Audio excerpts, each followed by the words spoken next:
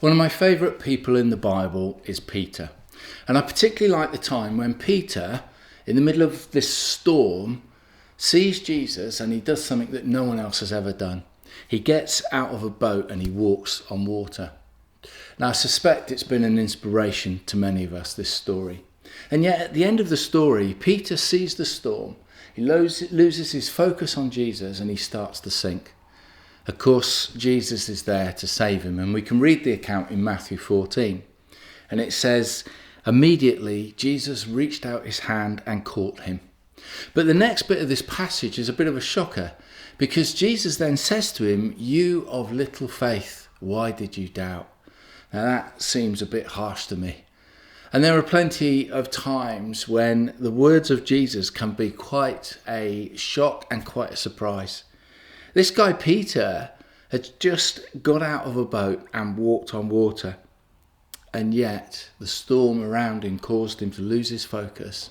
And Jesus actually is critical of him in the rare times that Jesus is critical of anyone.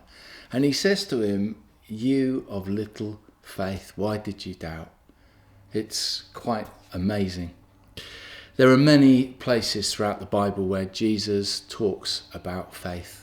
If you've hung out in church any length of time, you will have heard sermons, maybe you've read books, or perhaps you've spoken to friends around the subject of faith. The story of Peter that I've shared this morning inspires me in the ministry that I do. You see, much of what I do in my ministry involves being creative.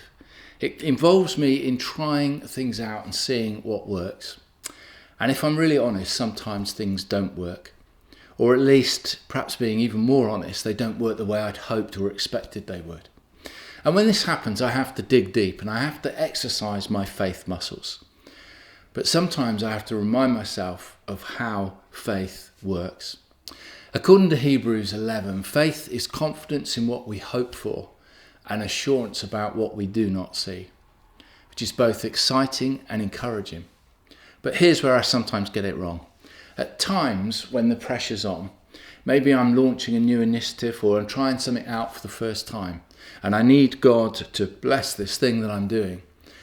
And I sometimes think it should be a certain way, so I go into faith mode. Times when I do things in the right order, the right number of times, or because I don't do things or I stop doing certain things.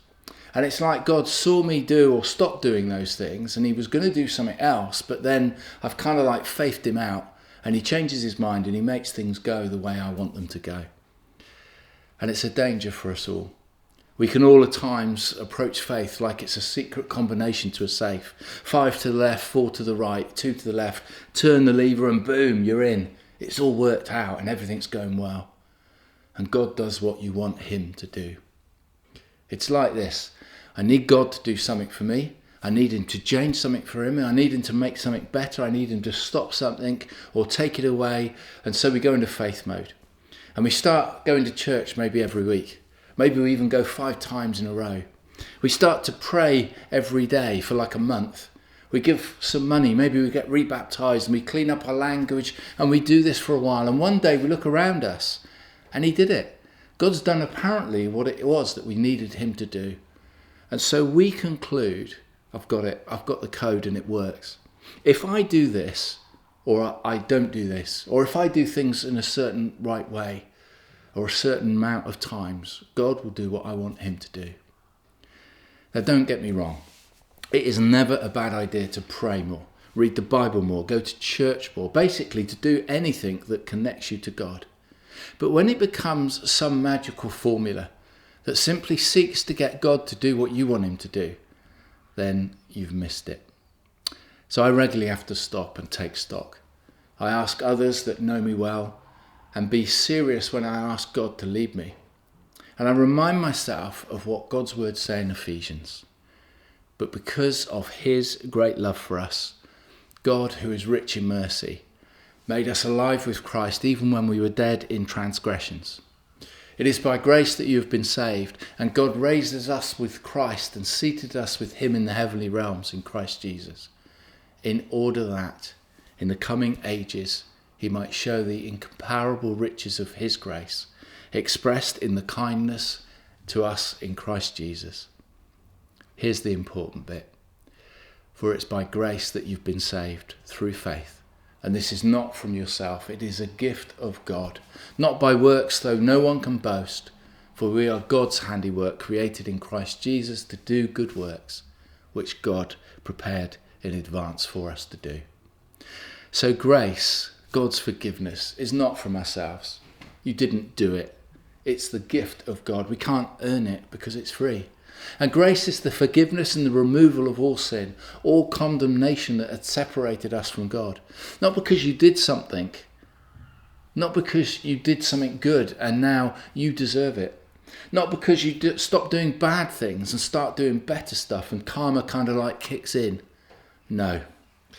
What Jesus does for us, we cannot do for ourselves. You cannot save yourself. You cannot fix yourself. You cannot clean yourself up without Jesus. And here's the interesting thing. Because we can't do it, only Jesus can.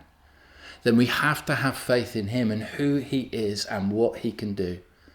So let's be people who have confidence in what we hope for and assurance about what we do not see, as Hebrews 11 reminds us. That's called faith. But we can't allow that to become like a formula based on what we do or don't do. Because Ephesians tells us it's by grace we're saved, through faith in Christ. It's a gift from God.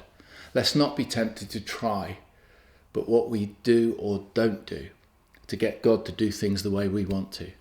Instead, let's have faith that God knows what he's doing and we can trust him in everything. Have a great week.